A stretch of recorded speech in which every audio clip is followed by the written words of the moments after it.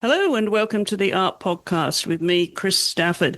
My guest this week is the Canadian artist Erin Rothstein, whose paintings are centered around food and fashion for the most part, using what she calls a minimalist aesthetic to enhance the pop culture of her signature hyperreal technique. Would that be accurate, Erin? Do you stick by that? I stick by it. Welcome to the podcast. How are you in the frozen north of Toronto? Thank you. I'm great. I'm as good as I can be in this gray landscape. But I'm hibernating. You're hibernating. You've got the log fire going on behind you there. So you look as if it's pretty cozy, but it's been, you were telling me, a pretty long winter for you. It's been a long winter, but it fosters creativity. I love going with the seasons and kind of hibernating. So my studio is very cozy. Yeah. And how much time do you spend in your studio? I mean, I know you've got 4 children. You've got a husband and 4 children. You've got a pretty busy domestic life.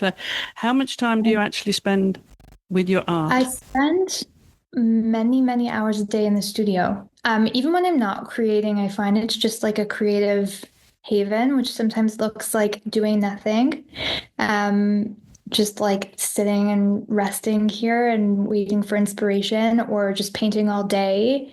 But yeah, I'm in here like the typical workday hours, and sometimes at night whenever inspiration calls. Yeah. And do you find this is, I mean, we call it work. If you're a full-time artist, often people regard it as work. But do you regard it as work, or is it somewhere that, you know, that's also therapeutic? It's both. Sometimes it's both. Sometimes it's neither. I think it's definitely my calling, and it's my calling first. It can't be only work. But sometimes it is work because, you know, I think inspiration and passion also requires structure. And I'm a very structured person, and I think I marry those two things well. So sometimes it feels like only work, but the underlying passion is always there. So I think it's a dance of those two. Yeah. And do you consider yourself someone who is like super attentive to detail in your day-to-day life? Because the amount of detail you have in your work is extraordinary, you know, that requires a lot of patience. Is that who Erin Rothstein is as a mum and wife? It's part of me. Yeah. It's part of me. I have a lot of parts. I think I'm definitely very detail oriented. That's for sure. I think I can really sink myself into the layers of something and notice the details in every single layer of progression as something gets built, as opposed to seeing one whole finished thing. I often can see, I can see the parts and the details that make up those parts. And I can focus myself on those details. And I think that is how I come at parenting and, all of my interactions in general. Yeah. I'm wondering then what you do for fun, because that will tell me, where do you relax, and what kind of hobbies and things would you enjoy that takes you completely away from your art? That's such a good question. I've been actually sinking myself into that quarry in the last couple months. So I can tell you, I think what takes me out of that zone is our activities that feel really grounded. Music. I love playing piano and singing very loudly. I think it just like removes some kind of like attentiveness, and it just makes me feel very free and puts me right in my body. Cooking same thing, like just, making things with my hands. I think art does that too for me, but there's less perfection in cooking, at least the way that I do it. Like I don't follow any recipes. It's very intuitive for me. And I love, I guess alongside cooking, I love eating. Yes. Like I get a lot of joy from food. As you can see, but like just the experience of eating also puts me into my body. And my kids, like parenting, somehow in parenting, even though I approach it with this, like, I guess the details and all of that is part of it, but there's something just like intuitively there for me that gives me this like embodied, grounded joy. I'm sure there's lots. I like to have fun, but those are the and working out. And working out. Can you be a rebel? Is there a side of Erin that would be a complete surprise to us? I think I am a rebel. Yeah. I think I'm organically a rebel. I'm a quiet rebel. I think I've always been a quiet rebel. Like I'm not a loud person. I've never in elementary school, like in my whole youth, people used to think I was very, very quiet. I remember my parents would get called into the school about it. But I was like, what are they worried about? Like, I don't understand. I don't have anything to contribute. And I was just taking a lot in. But I think that was like almost my quiet rebellion. Like, I don't feel the need to just like participate because everyone else is participating unless I really have like value to add, which I didn't at that time because I was a kid and I was just like learning. So yeah, I think I'm quite rebellious in that I'm not a joiner. And I really do things differently, even when it's like very subtle. I do things the way I want to do them. And I think of my life as kind of the ultimate creative act. So I would say it's a quiet rebellion. Is there a stubbornness in there? Yes, I'm very stubborn.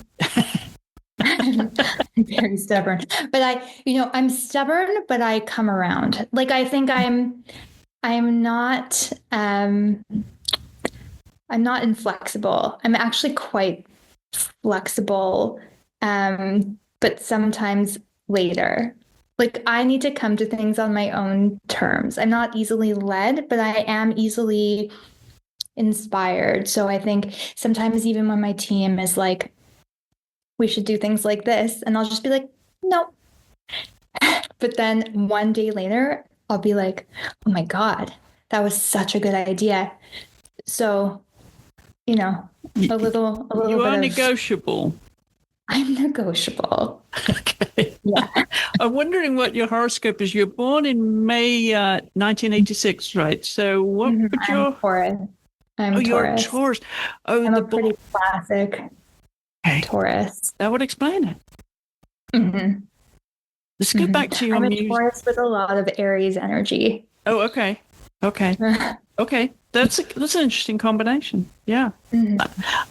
If we can go back to the music, because if you're a singer, I'm wondering if we were to do car karaoke, what you would be singing. Oh, and that's also a great question. I love like old timey music. I love like Sinatra, and I love like Gershwin. Okay. But I love singing like Beatles and like Dylan and like the Wicked soundtrack and a lot of like show tunes. I'm kind of all over the place. Okay. Yeah. So how do the children react to that then? You've got 2 boys and 2 girls, so they've all got opinions on music probably by now. How do they feel about mum singing in the car? Well, I asked that. Oh, it's not in the car. It's everywhere. I've asked them how much trauma I've caused, and they say they're good. So stay tuned. But Okay. no, they know me. I think they like it on some level. They're all different, but they're all very musical, all of them, and we Mhm. do a lot of dancing in the kitchen. My boys will murder me if that comes out on the internet. They're not really involved. It's more my daughters are really into it. But all my kids are super, super musical and they have beautiful voices. And so I think they come by it honestly. And you learnt the piano when you were young? Yes, I took lessons. I did like Royal Conservatory. I'm not amazing at piano and I'm not an amazing singer either, just to be clear. I think it just brings me a lot of joy and I do an okay job. Right. But yeah, it was something that was very structured when I was a kid. And I think now it just brings me a lot of freedom. Yeah, Yeah. It's liberating, and it's a way to express yourself, as you say, which is a complete contrast to your artwork. kind of. It's just a different way, a different Yeah. medium. Do you have to have music while you're working? I very rarely listen to music while I'm working. I actually, this is going to sound very uninspiring and maybe backward, but it's true. So, so just go with it. But I have the TV on in the background with shows that I've just like watched before. I find it anchors me because I think the painting and like all the art I make kind of brings my soul into flow, and I find to balance that with some kind of structure. I have the TV on in the background for some kind of like groundedness and somewhere for my brain to kind of just like rest and land where it doesn't have to do any work. And the combination of those two things just allows me to kind of work like a 10-hour day or whatever it is without floating into space. Um, yeah, I'll to get really like specific and candid, like it's often like Gilmore Girls or like some like dumb charming show. But shows that you're familiar with, so you don't have to watch them. You can listen to. Yeah, I'm not like watching, I'm not like engaged. It's like movies like I'll put on Sleepless in Seattle or like When Harry Met Sally or like some favorite movie of mine that I just like know by heart that it's not pulling my attention, it's just anchoring me. Well, you're not the first guest to have told us that's what they play in their studio. Mm-hmm.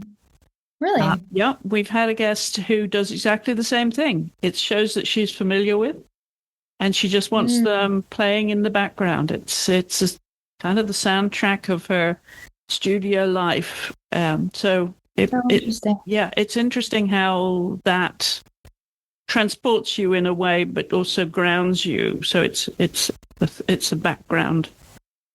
Yeah, that's so interesting. I'm very sensitive. So I think the art is so alive for me that I think I just do require that. It's sort of that like yin yang, like I need that grounding from somewhere else, or else I'll float away. Yeah. And is anyone allowed in your studio while you're working?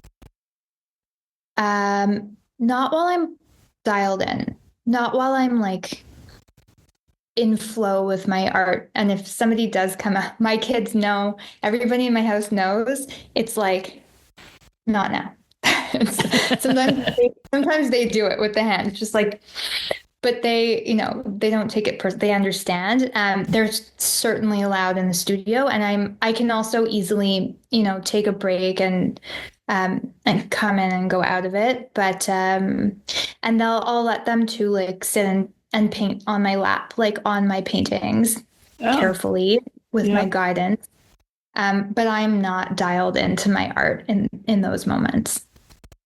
So do you're encouraging your children to the art? How interested are they in your art and actually having a go themselves in some form? I think they're interested in my art. I don't make a big deal of my art in front of them. I think they know that I have a career and they hear about it from the outside. I think like they're on the internet now and like their friends' parents, might have it in their homes or whatever. I try and keep that. I really think of that as like the ego part of things, which I don't take too seriously, even though it's like fun and it's necessary. I try and keep that like very separate from them. So, I think they're interested, but I try and keep the focus on their own passions and their own drive. They're all amazing artists and they were born like that, just like I was born with my own artistic inclinations. Like they are too, and it has nothing to do with me teaching them anything. It's amazing. Like it brings them a lot of peace to have a paper and a pencil in front of them. Like they just go somewhere and they're dialed in, and all their teachers have called it out, and I rarely do anything artistic with them because I just I want to let whatever comes out of them, I want to let that happen. So it's just happening naturally. It's wild. Yeah, just leave their mind alone and they'll come at it organically. Yeah. Was that your experience as a child? When were you first really conscious of your interest in art as a small child? No, that was not my experience really, but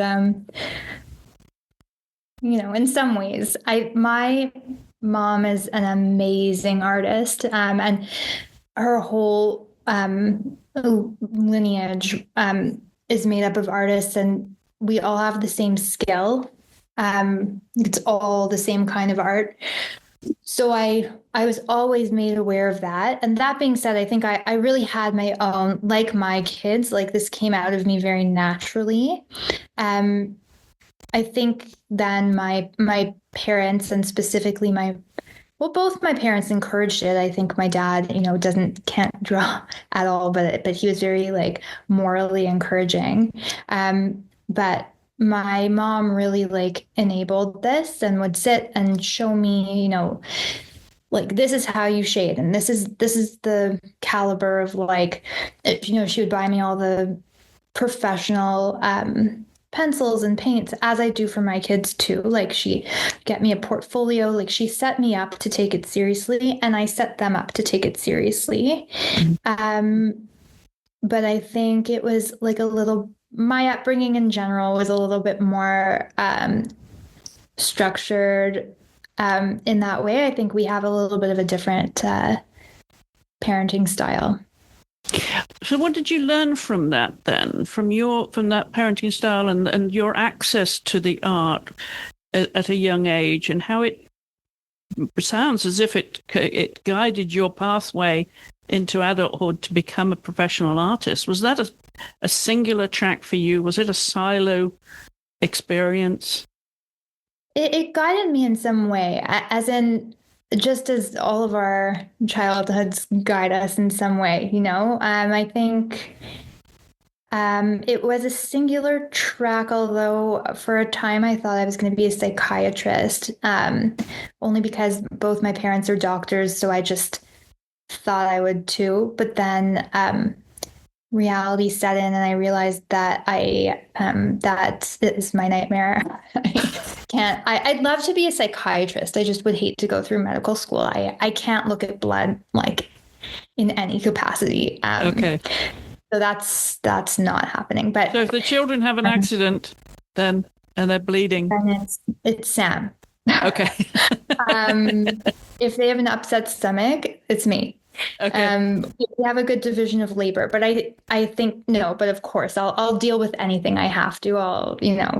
Parents, we all step up. but I shouldn't ever be a doctor, and I will not.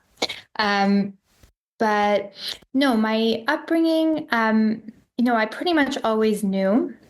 And when I was like 16, I remember I had to, decide on certain courses, and I was like, okay, I can see I'm not going to pursue sciences, and I'm going to pursue fine arts. I had to sign up for CEGEP in Montreal, and I signed up for fine arts. And everyone what is was like, CEGEP "Oh, for those of us that south of the border? sure, yeah." It's like college, which is high school goes until age 16. Mm-hmm. 16, 17, and then you, instead of going right to university, you have 2 years of CEGEP, which is like pre-university, post high school.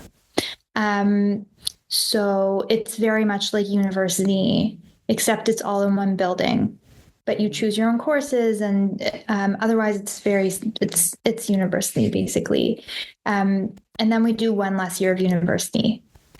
So I decided on fine arts, and everyone was like, "Oh, finance." And I was like, "No, fine arts." And they're like, "Oh, really? Like, what are you going to do with that?" And I think there was just so much doubt, and so much, people were so protective of me. And it just fired something up in me that was like, I got this. Like, I trust myself with this, and I know what I'm doing. And I think in general, there's a lot of doubt and worry on the path of fine art as your career. And, rightfully so. Like, I understand it, but I think when there's that much fear and doubt, it can, you can cause the thing you're worrying about. And I think this is where my rebellious side kind of always came in, was like, I know what I'm doing, and I'm going to do it. And I did. So quietly focused then. Got your head down, a little bit stubborn, but a little bit determined to prove your point that you could do this. This could be a career. And you went to Dawson College. And how was that experience for you then? Was it everything you hoped for? It was everything. I loved it. It was delicious.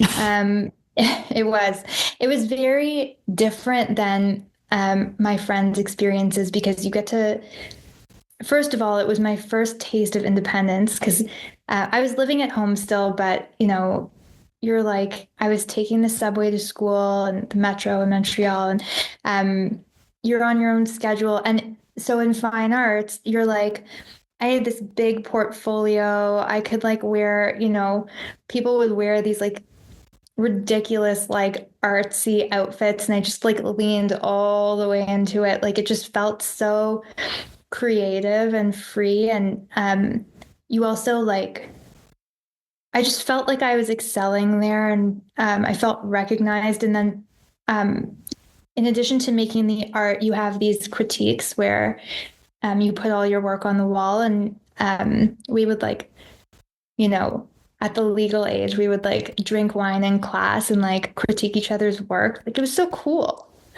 Yeah. I loved it. And you made lots of friends. Did you develop in quite a strong social circle at that point? I did. It's funny you ask. I don't know if she'll see this, but I went in pretty antisocial, and this is my stubbornness. I had a nice circle of friends, and I'm still friends with them. And I went in being like, I'm not here to make friends, which is often like how I will go into things like that a little bit. And this girl in my class we were at the market, like drawing apples, because that was part of our curriculum. And she was small talking me. And I think I said to her something like, I'm so sorry. I just like, I'm really not here to make friends. And she was like, me neither. And then we became best friends. And we like traveled Europe together, and I made very, very strong friendships there. Yeah. Yeah, I was going to say, she wasn't hitting on you, was she? In a friendship way. In a friendship way. Wonderful. Wonderful. So you developed strong bonds then with girls, with women that you now are still friends with. And are they at all professional artists, any of them? I have a lot of friends who are professional artists. Yeah, some of them they have side hustles and they kind of weave in and out of it. And I think there are so many ways to be a professional artist. So I definitely have a lot of art friends doing funky things. Yeah. And from there, you went on to Concordia University, double majored, fine arts, drawing. You clearly had your pathway set at this point. What were you hoping that that would enable you to do once you graduate? And would you be able? Did you think at that point, okay, this is my journey, and I'm going to become professional and actually make money when I graduate? Oh yeah, yeah, yeah. I think I had not that I was fear driven, but I think I was very like control driven at that time because I was young and I had a lot to prove. I mean, no, let me say that differently. Like I felt like I had a lot to prove. And yeah, I was, pursuing academia and I was very intense about my grades. But on the side, my mom was driving me around to galleries so that I could pitch all the gallery. I was like, no problem. Like I'll just pitch every single gallery in the whole city. And if I do that, then one of them will say yes. And I really only need one. And that is a sure way to success. Like I'll just do this until somebody doesn't say no.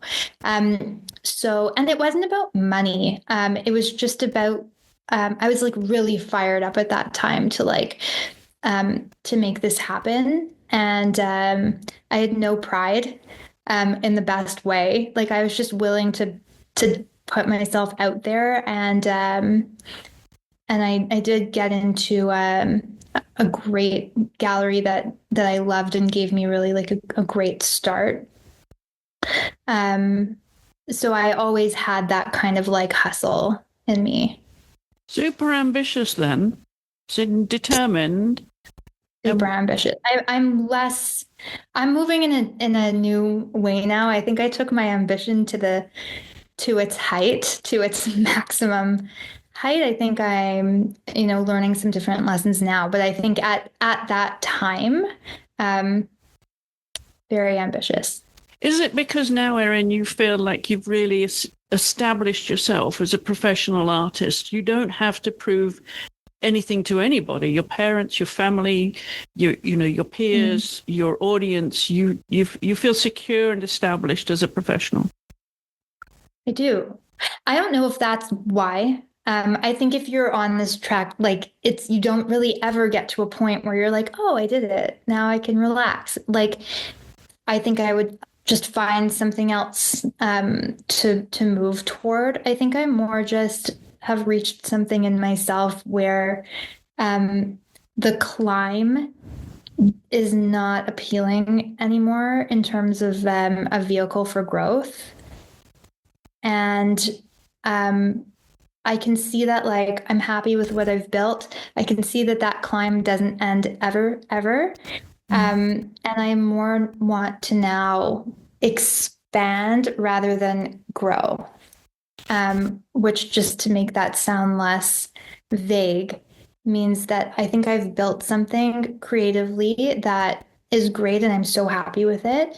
And now like I want to build from it and not for it. Like I think I have a lot of creativity that I can share in a more inspiration way, in a more connection way, rather than selling pieces of art, which I will still do. I have this business that runs beautifully.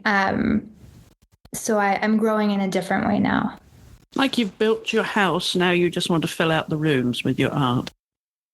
I've built the house. It's not just about filling the rooms, but now I want to, I don't know how to take this analogy there, but I want to inspire other people now to live their lives in an artistic way rather than just like buying my art to put in their houses, which I would still love if they would do. But to me, my gift is so much like bigger than that. And it's something around like human connection and um, like lifestyle design, but more just like inspiring outward. I feel like, I could take it there.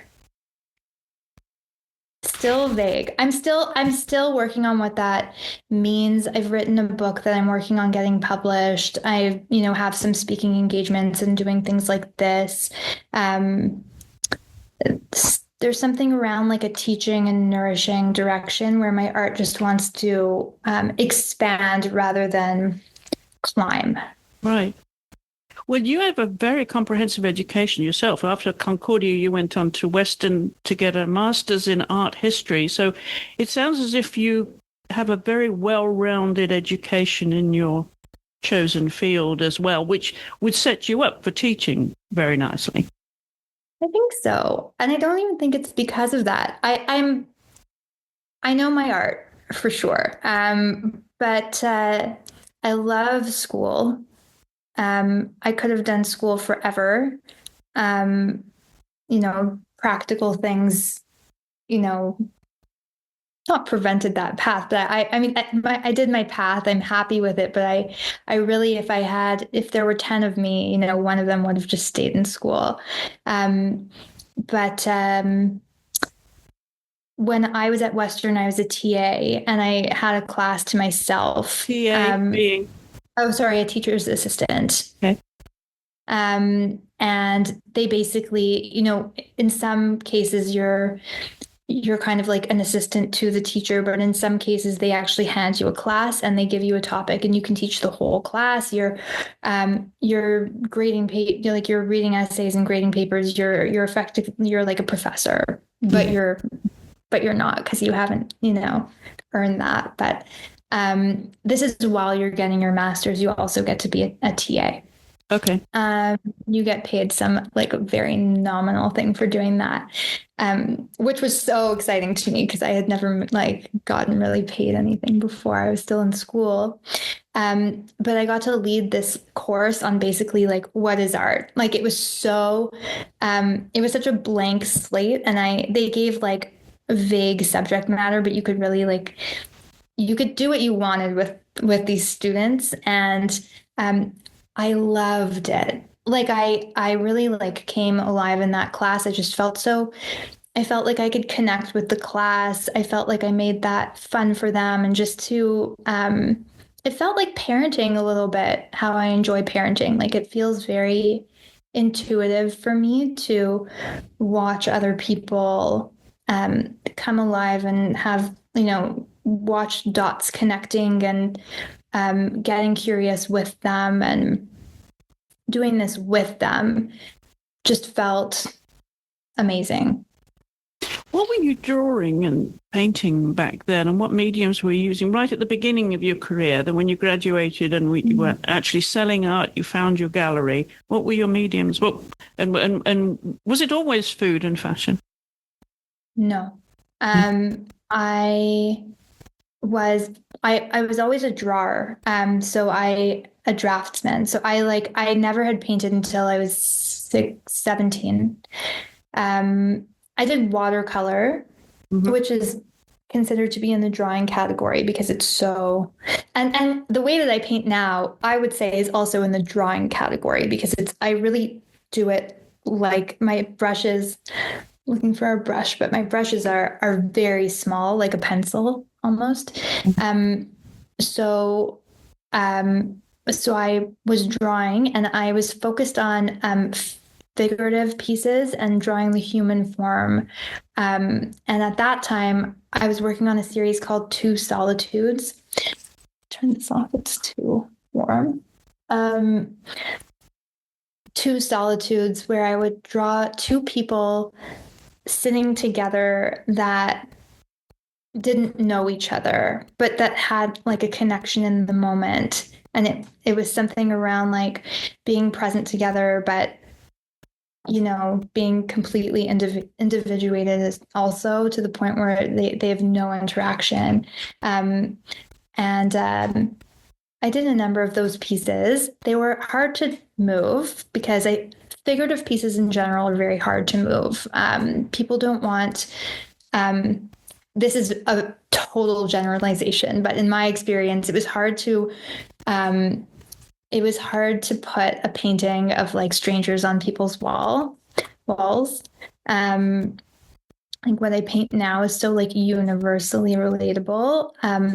But those paintings were very important to me. And all my early drawings were all the human form. Who were your early influences? And in terms of artists, who were you paying attention to when you were in your youth, in your first impressions? Well, my grandfather's paintings were all around the house, and he painted people and, elderly people specifically, which is also what I was doing a lot. So I think he was really like my earliest inspiration, and I think his art is imprinted on me. And same with my mom, like a lot of figurative work and like still life work. But in terms of other artists, I loved and still love Magritte. I was always like fascinated with Magritte. Just the way that he used,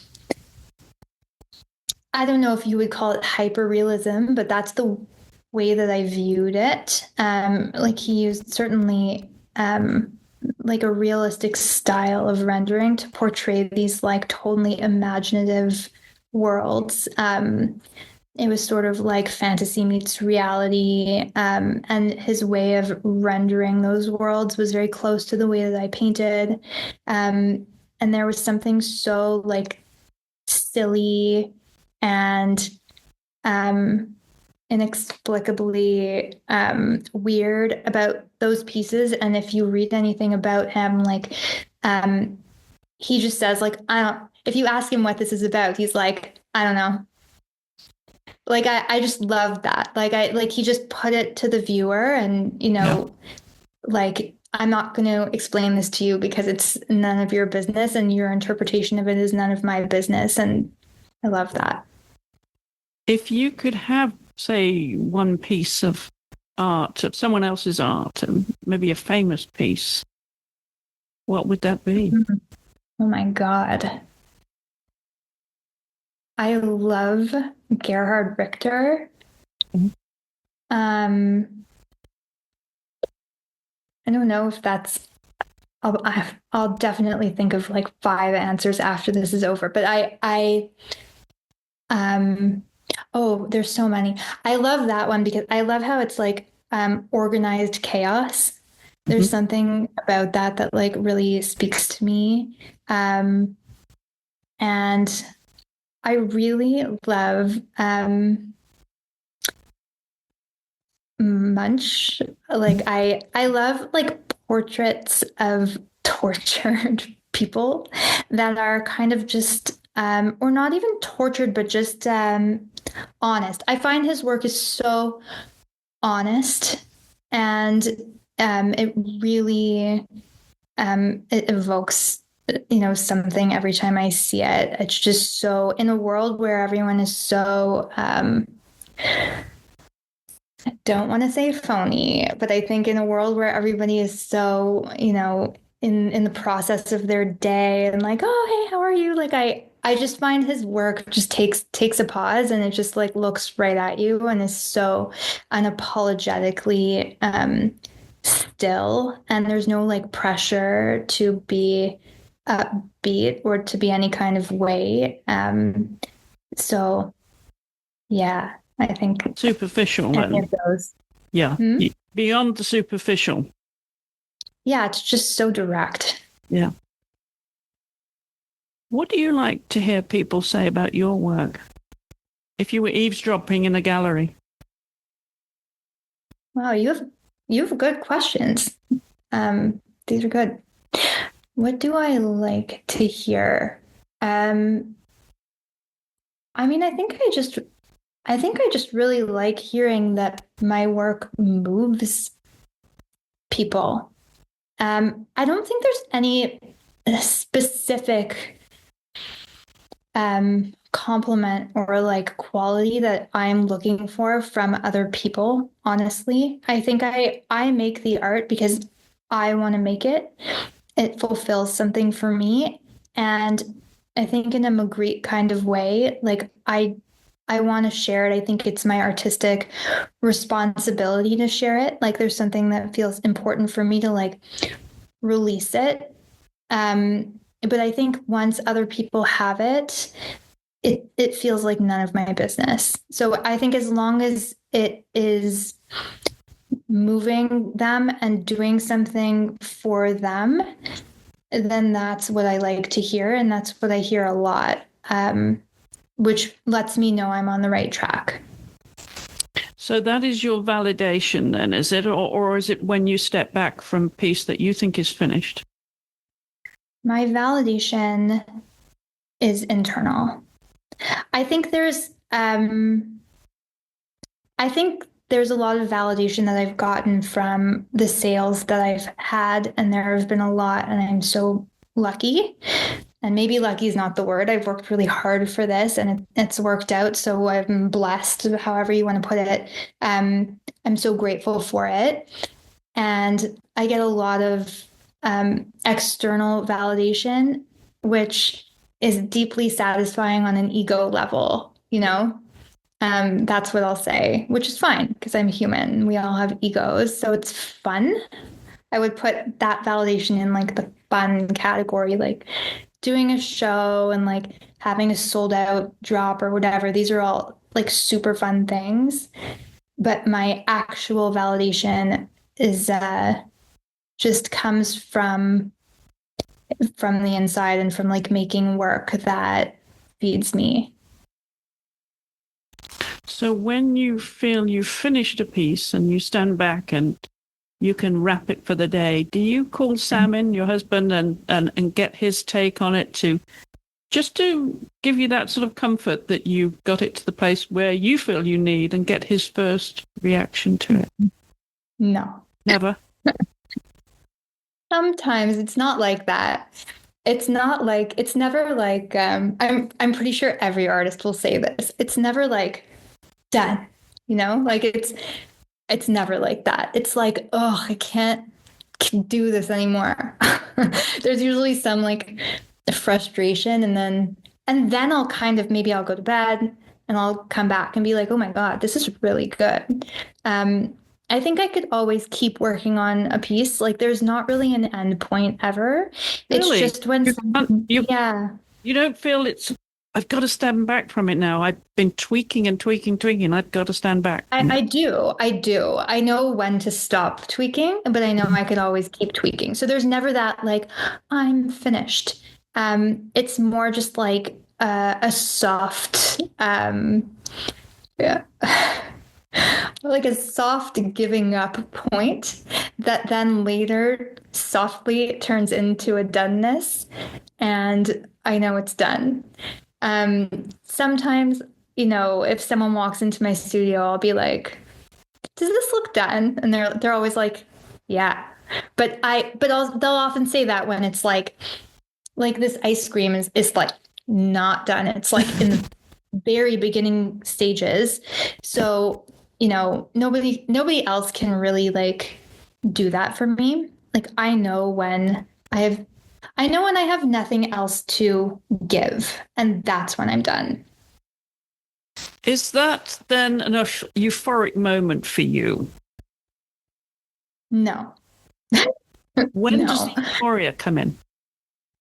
I think I just really enjoy the process of, I don't think there's one huge moment of euphoria. I think I just have them flow in and out of my process, which is like sometimes, I'll have a big moment when I like decide what to paint and I'm like, oh my God, I have to paint this or I'm going to die. Like I would say that's a euphoric moment. And then I'll start the painting and I'll see it come to life, and that's exciting. And then it'll be like, oh my God, I hate this. This is so bad, and I'm awful, and what am I doing with my life, and all this. I push through that, I do this all the time. So I know the cycles now. And it's nice because I can help my kids move through those as well. Because they're just cycles and phases of humanness, So I'll go through that. Then it becomes boring. I'm like, what am I even doing? Maybe I should start something else. And then I start putting in, the details, and I'm like, oh my God, this is amazing. And then, and then I'm done. And then maybe I get excited again once I see it the next day. And then I get very excited when, the buyer will receive it and they have a big response, because I can watch or hear about later, like their reaction to it and their own connection with the piece. And I feel like I've birthed something that can like now go live in the world without me. And that's really nice. So I think it flows in and out. What's your family? You're with so many artists in the family, your parents, grandfather. What's their reaction to your art and how you've become so established as an artist now, Erin? Well, I think they're very proud of it. They've always been very supportive, like hugely supportive, to their credit. And I think they saw that I was going to do it. And I don't really stop until I'm very stubborn. This is where my stubbornness, is handy. And I think they're very happy for me. Like, I think there have been moments where they're like, what are you doing? Just as and my team, my team knows me. People that know me know this about me. Like, there are always moments where they're like, what are you doing? Like, don't worry. It'll all make sense later. So I think I have a huge trust in myself. And I think people around me have just like come to develop a trust because it's there and because I always bring it home, in some way. So I think they're enjoying the ride, I hope. You referred a couple of times to your team. Who's your team? I have a bunch of people working with me who just, I could never do this without. I think I started expanding around COVID, like around 2020, things started getting big, and I could see like I couldn't do this, at the scale I wanted without some help. I needed like 10 of me, and I had to be very strategic about like what could be duplicated and what couldn't. Like, there are areas of the business where like I need to be the one. So figuring out where that needs to happen and where I don't need to be involved. Like, I think I'm pretty, well, some people will laugh at this, but I'm pretty good at stepping back in areas where I don't need to be involved, as long as I have a trusted, team member that can like handle things. So it's taken some years to find the right people and find the right management style, and learning how to employ people, and learning it's been a bit of a shit show, honestly, as all good things are in the beginning. And I've just really found my people. So, there's a lot that people don't see behind the scenes, like, just like the back end of my website, and like how everything gets fulfilled seamlessly. And everyone on my team is a perfectionist, like myself, which gives me so much peace because, I'm, first of all, just like knowing I'm not alone, and I'm surrounded by a bunch of psychopaths just like myself, who are like looking at things with a literal magnifying glass. And yeah, we're just very supportive of each other, and I'm lucky. And so you've got people doing the marketing, as you say, your website, and fulfillment, the shipping and that kind of thing, and promotional work, and managing your gallery. How many galleries are you showing in? None right now. Proudly, happily. I was in the gallery system for a long time, and that was amazing.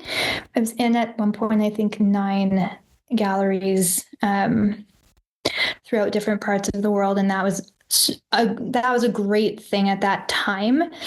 Around COVID, when the galleries shut down, I really panicked, and I withdrew from the galleries because I had to, because they weren't open, and I started really focusing on my website and how I could be more self-led, which I might not have done if not for COVID. And it just gave me this sovereignty that I don't think I would have realized, and it just works so well for me now. I feel like I have no, I want to say I have no desire to work with galleries anymore, but we'll see. Life is long. But yeah, it's all self-led and everything's through my website now. You mentioned earlier that you're writing a book. Are you going to tell us what it's about? And is that the secret writer in you, or someone who has more ambitions as an author? Can you repeat your question? Is that the secret writer in me? Yes. Is it a secret writer in you, or is there someone who has ambitions to be an author? This is an important part of your development. I always have been a writer. I think I just, it's to me like the exact same kind of medium, a different medium for the same creativity. I've always loved writing, and I actually went into art history for that reason, because the painting programs that at Dawson at Concordia, you're very much in the studio, and it's like very embodied work. You're really like brush to canvas. I loved writing papers. I love academia. Like, give me a topic, I'll like research and write the hell out of it. Like, I love like analyzing things, and I'm very cerebral. So I for that reason went into art history, but then I missed the painting too much. So I've always, I think Instagram really, like, for a long time channeled my creativity into writing, because I could write these like lengthy captions that people responded to in real time. But then the book really seemed to want to come out of me, and it's called Watch Me. And it's about the creative journey and how to kind of make life of your art and not take no for an answer. So it's like a little bit memoir, a little bit like creative manifesto, kind of like a how-to guide to be unfuckwithable. This sounds like Hold My Beer. I don't know that one. Yeah, Watch Me. Yeah.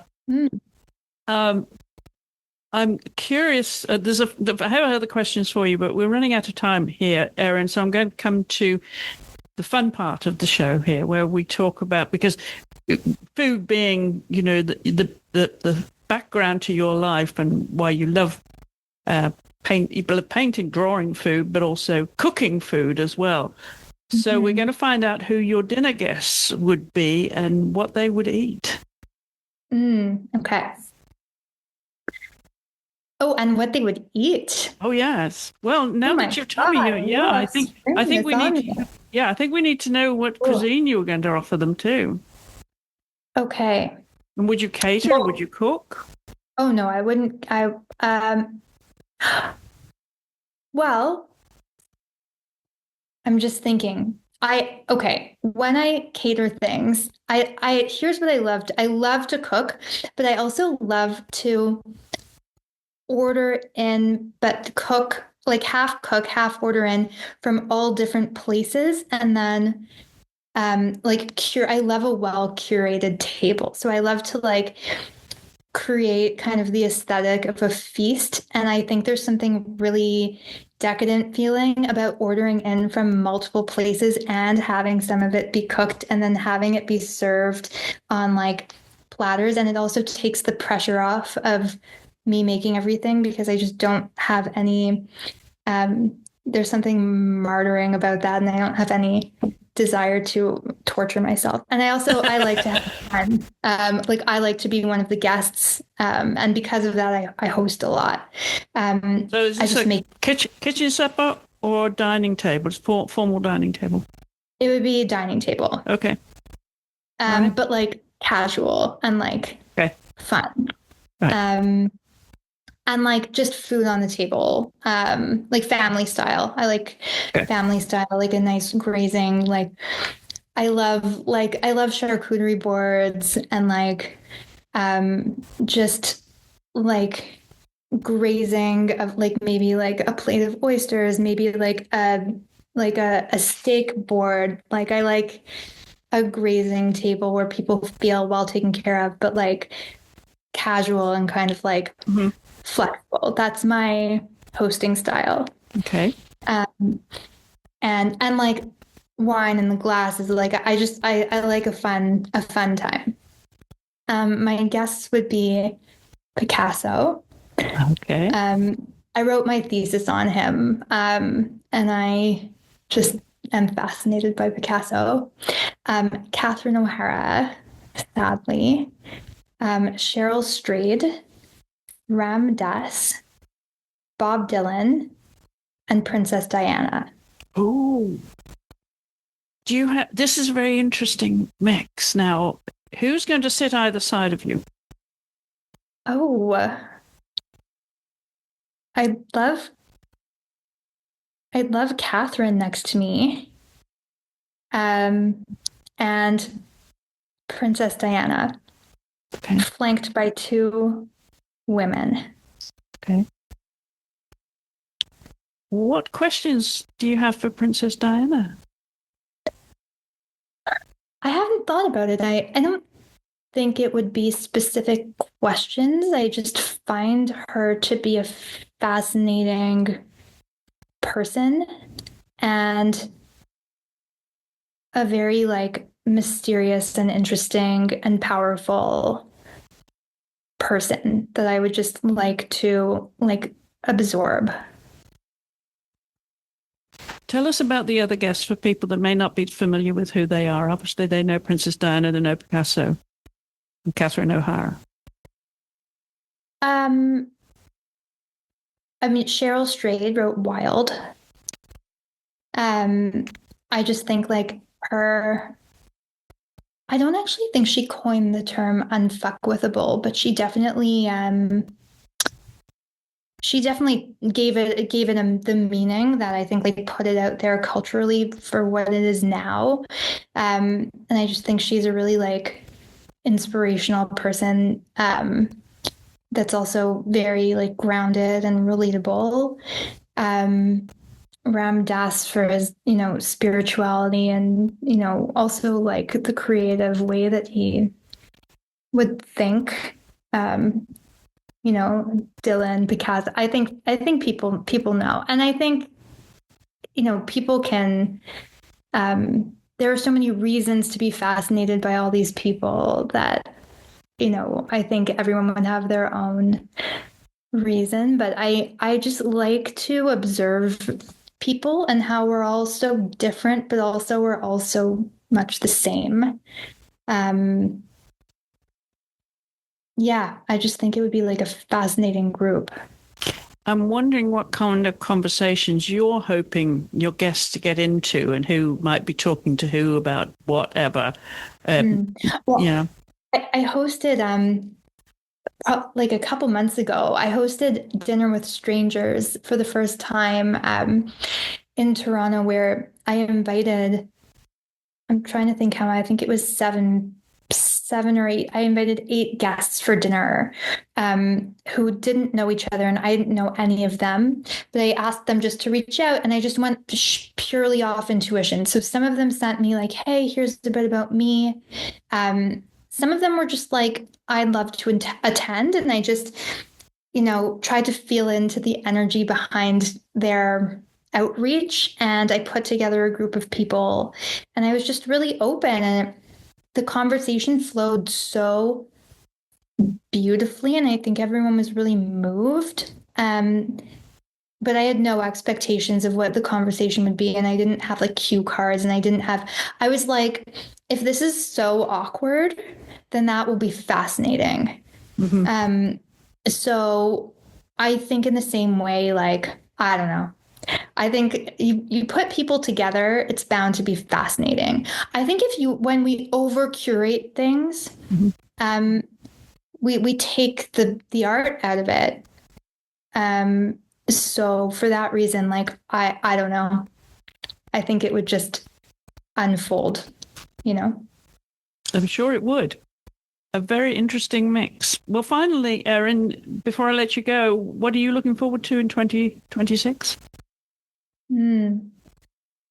I'm looking forward to the unknown. And I just feel this like quiet power in me that is going somewhere. And I'm really listening. Like, I think this is one of the first years I'm not building. I feel very satisfied with what I've built. But I am expanding, and I don't know what that's going to look like. But I think I'm going to listen in and I'm going to engage. And I think it's going to be really powerful. So I'm just looking forward to letting, the universe do its thing on me, and I am ready to respond. You're just going for the ride now. I'm going for the ride, but I'm like, I'm ready and willing to participate. So I'm just, I'm looking forward to seeing my own creative energy and where it wants to go. Let everybody know how they can find your work, Erin, online. You can find my work at erinrothstein.com, ErinRothstein.com, and on Instagram at Erin Rothstein, which is where I post most often, and that also links to my website. And those are the ways. And you can find us on Instagram as well at the AART Podcast. Don't forget that's 2 A's. If you're watching us, if you're listening to us on a podcast app, don't forget we are on YouTube as well. So the entire show now has been recorded on YouTube if you happen to be listening to us in your car or cooking or whatever you may be doing on your podcast app. So you can actually watch Erin. You can watch our guests as well. And do give us a follow and send us any suggestions you may have for guests. We always love to hear from you. Our email address is theartpodcast@gmail.com. Well, my thanks again to my guest this week, Erin Rothstein, and to you for listening. I will be back in 2 weeks' time with another guest from the world of visual arts. But for now, my thanks again to you, Erin. Thank you for taking the time to come on the show. Thank you so much. This has been so fun. I appreciate it.